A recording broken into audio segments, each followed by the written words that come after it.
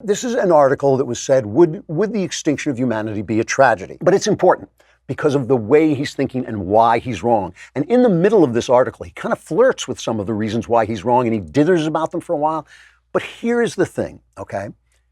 Every value that he's talking about is a human value and would cease to exist without humans to notice it.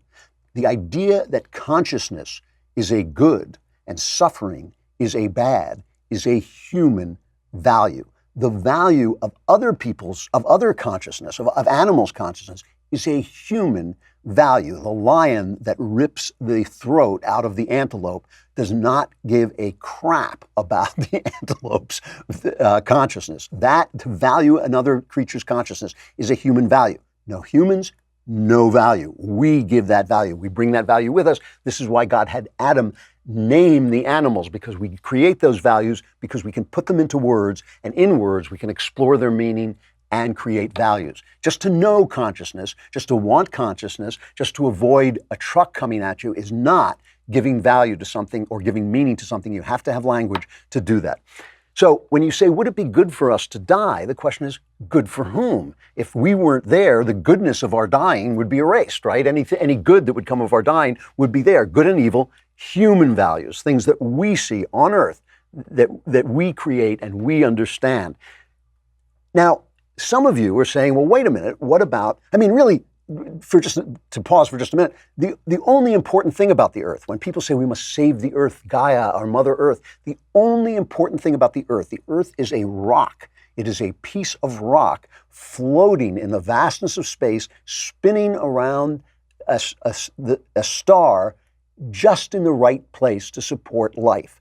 The only thing important about that rock is life. The only thing important about life is human consciousness. Why? Because it gives value to everything. It is the thing that gives value to everything. All right. Now, some of you may say, well, wait a minute, what about God? And that, of course, is exactly the question. When we see these values, when we see the value of another consciousness, are we seeing something that's there, or are we creating that value? Is it just valuable to us? Now, I would say we're just discovering that value. The value is there, but we are discovering it. The reason it's there is because God sees that consciousness as well.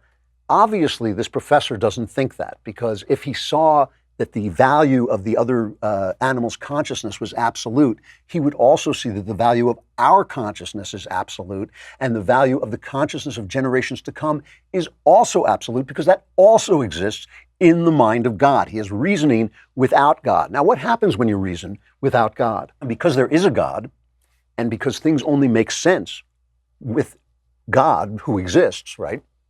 When you remove him, in order to reason at all, in order to speak at all, you have to put something back in its place. What does Professor Todd May put in its place? He puts himself. He puts the idea that his reasoning about this, his thinking about this, is somehow important enough so he can destroy anybody who could think the way he thinks and reason the way he reasons. His entire conversation would vanish off the face of the earth.